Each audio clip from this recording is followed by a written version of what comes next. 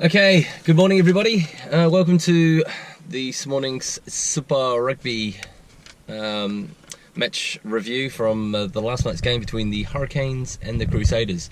The round robin now has wrapped up and we have semi-finals and etc. quarterfinals, sorry, and pass into the finals already. So we'll talk about the game last night. There was 23,000 at Westpac Stadium last night. Last time these two teams met, there was only one try scored in the game. Crusaders won by 8. So, and the other change before the game kicked off, big one, Beauden Barrett was out with a virus and Ontario Black came in, and there was a bit of a reshuffle. Mills Scudder, he went to fullback, and Geordie Barrett moved to the centres. So game kicked off, Hurricanes kicked off the game, and straight off there was an early scrum penalty to the Crusaders. They kicked the ball to the 22-metre line, and pretty much from there they scored a try. First attack, which was bad signs for the Hurricanes at this point. Seti Valu scored his try right in the corner, playing under advantage. Reed broke off the scrum, and then obviously the Cane centres pretty much allowed this try. They just both came up too quick, and they were able to. Munga was be able to float a ball right out to the side. And in went Avalu in, and Munga converted it 7-0. And then the Canes had their first real attack. TJ Perenara that gets over the advantage line, and they ended up with a penalty. Now this was just outside the 22, so pretty much a shot for Barrett, but they said no, and they drove to within 5 from the line, had a scrum, and then they had another penalty advantage. After a penalty advantage on their scrum, and they blew it then, and it was a reversal decisions, and Crusaders were able to clear. So very strange sign that the Crusaders were able to hold out, and very, very strange that the Hurricanes didn't take the shot at goal. So yeah, very odd at that point. So yeah, about 30 minutes, and then hit the 13th minute mark, and basically deja vu again. Seti Valu scores again in the corner, pretty much same place. Patient and clinical build-up by the Crusaders, which we all know, yeah, they just basically turned the Hurricanes around and spun it wide, and yes, same, almost identical spot. Valu went over. This time the conversion was missed, so it stayed 12-0. Around the 80 to 20th minute mark, we decided to have a little bit of game of ping pong with kicking. The ball, I don't know how many times each team kicked it. It just went back and forth, back and forth, back and forth. Nobody wanted to kick it out. So yeah, that sort of took up a couple of 2-3 minutes of the time between half time. 20th minute mark, at that point, my value was the Crusaders will be very happy with the first 20 minutes. They took their only 2 opportunities in the game and scored both. Canes had their first about 25 minutes. Canes had their real first opportunity attack, forced a turnover, cleared it, but the Canes win a penalty. They kicked to 5 metres out.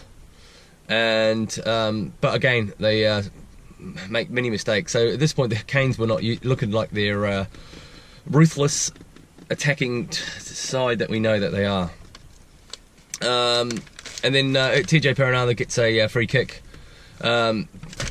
Basically, I don't know what happened at the right there. And then yeah, this would have been a bit disappointing. TJ Perenara was given the captaincy for this game, but yeah, they got a free kick, and yeah, said some rather choice words to the ref, and then reversed it and gave the Hurricanes a penalty, which were able to clear. Very frustrating. You could have seen, you really would have wanted to have been in the coach's box at that point, because I'm sure it would have been rather, yeah, we won't go there. So yeah, so a bit of a brain explosion there. And then went back and forth for a bit, and then finally the Canes did score a try. Black pops up a great ball, and I do mean a great ball, to Barrett, just out the 22, and yeah, he just a step, and yeah, over he went for a try. Nabapi had a really good build-up before that.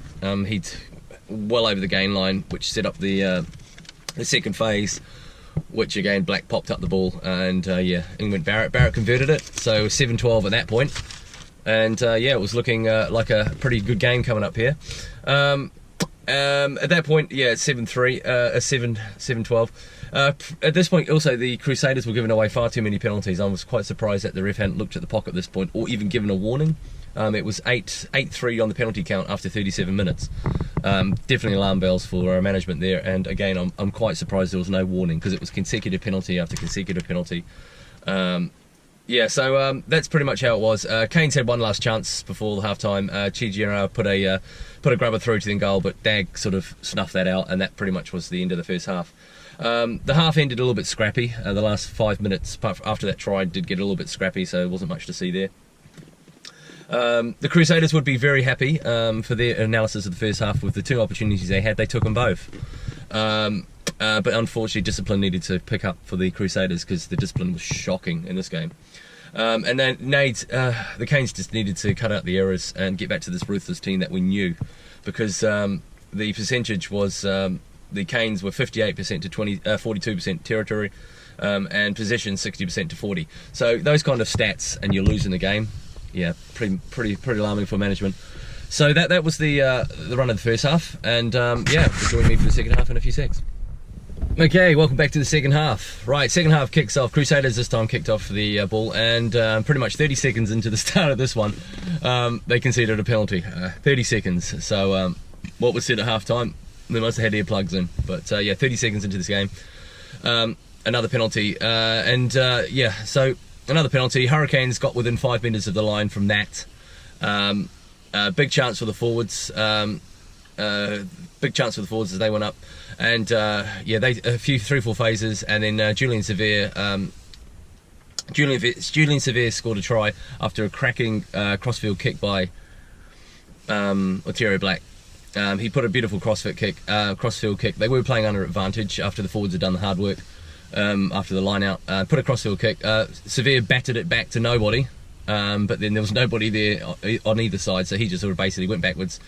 Yeah, and picked the ball up and then quickly ran about 2-3 metres and dived over. So completely out-dominated Israel Dag in the air on that one, so I'm sure Dag wouldn't have been too happy on that one. And another, right from the sideline, and another cracking kick from Barrett to put them 14-12 up. So the Canes didn't take long to take the lead in this game. So 14-12, but then after the kick-off, the Canes failed to clear a ruck and give a penalty away straight away. They had opportunities to clear this. It seemed to be at the back for eternity. And I don't know what TJ Perinar was doing. He could have cleared it, but they didn't. And then a second push from the Crusaders, and yeah, they got done on that one. So at that point, yeah, penalty goes to the Crusaders, and yeah, Pop overwent the kick. So yeah, from taking the lead, they lost it pretty quick from the kickoff. So 15-12 after that.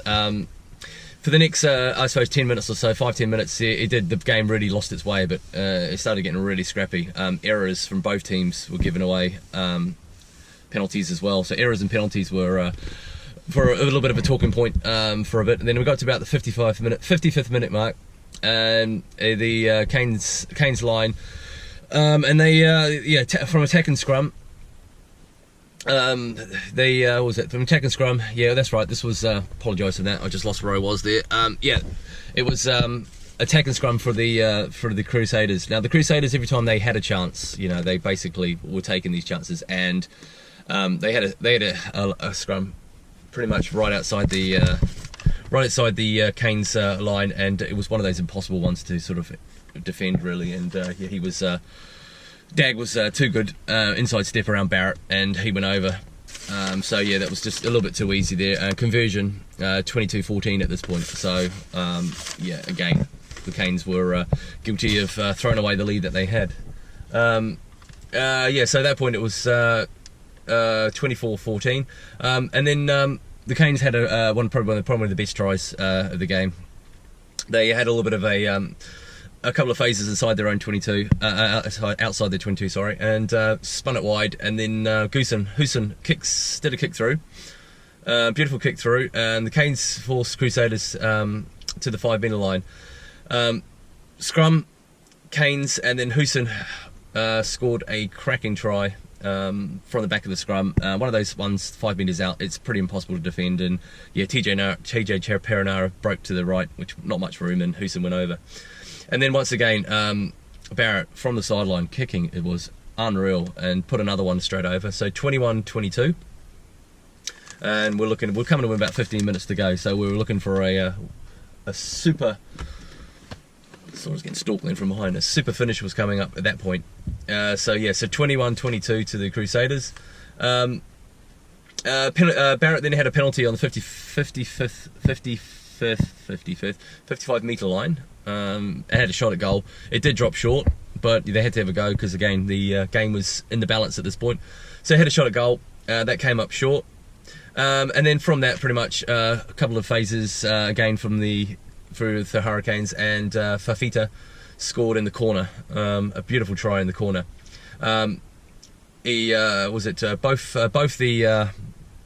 Both the Severes had cracking runs, came off the line out, and Julian Severe well over the advantage line.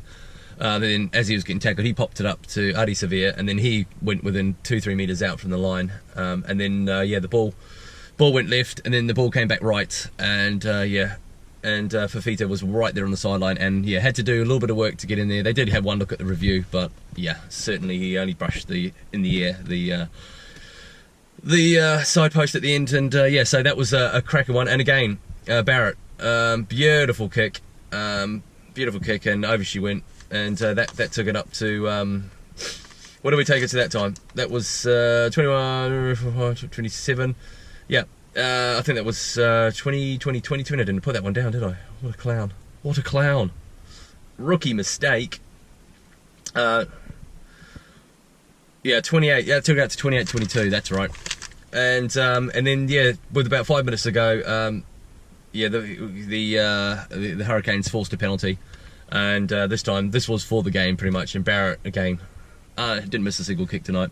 He put over the kick, and that was 31-22. 2 minutes to go.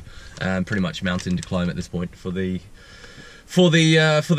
Crusaders. So and then it just went back and forth for a couple of minutes. Just Crusaders killed it out. Had the chance, but it was put out. So final score was 31-22 to the Hurricanes. And in my post earlier, I did say the Hurricanes would win by 12, but I got the Hurricane win bit right. I did think they were too strong on this one. So all over, so defending champs pick up this one. Crusaders lose their unbeaten record. So the Crusaders were hoping at that point that the Sharks would beat the Lions, etc. And from there on, come back to that in 2-6. But to me, Geordie Barrett was definitely the man of the match on that one. Geordie Barrett's from his kicking, his kicks were perfect. He got a try. Pretty good around the ball as well, and the fringes, etc. He had a couple of mistakes, but definitely by far was my view of man of the match last night. Congratulations to him. Quite a few other players played pretty well. Luisi, the Canes Lucy, second row, not too sure. He played well. He played really, really well. And a couple of, pretty much most of the forwards actually in the Canes team played fantastic.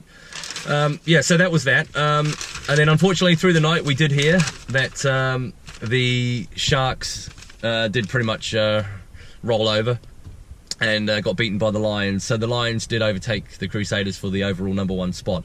That was the bad thing on the night, I thought. The Canes win, which was good. That gives them a home an away tie at Canberra. That's right. So how it looks is the Brumbies will host the Canes, the Stormers will host the Chiefs, the Crusaders will host the Highlanders, and the Lions will host the Sharks. So if all goes to plan and the Lions do keep winning, the Lions will basically host the super final if they win the next games. Hard to say. I think the Hurricanes and Chiefs, Crusaders and Lions. That's my pick for going to the semis. And then from there on, I do hope someone does top the Lions off, one of the New Zealand teams, if they get a chance, because I do think it's going to be pretty much the Lions against the rest of the New Zealand teams, and the Lions going to be the only team that can pretty much stop a pretty much all New Zealand final. My view.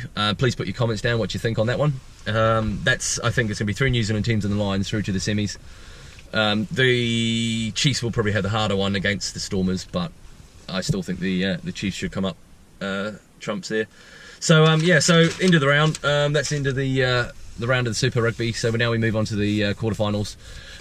So put down your comments what you think of the game last night if you watched it. Put comments down what you think I've made of this video, and yeah, smash the likes button. Keep the subscriptions, the subscribing going up. Dropped a few, but yeah, the Lions tour is over now, so I'm sure a few of those Lions subscribers have departed. But please keep on. I've got a big trip coming up, as I said, to England in 9th of August, so I'm going to be doing a trip on that, and I'll be looking at various places around England as well, and Tenerife and all that. So it's going to be a fantastic video.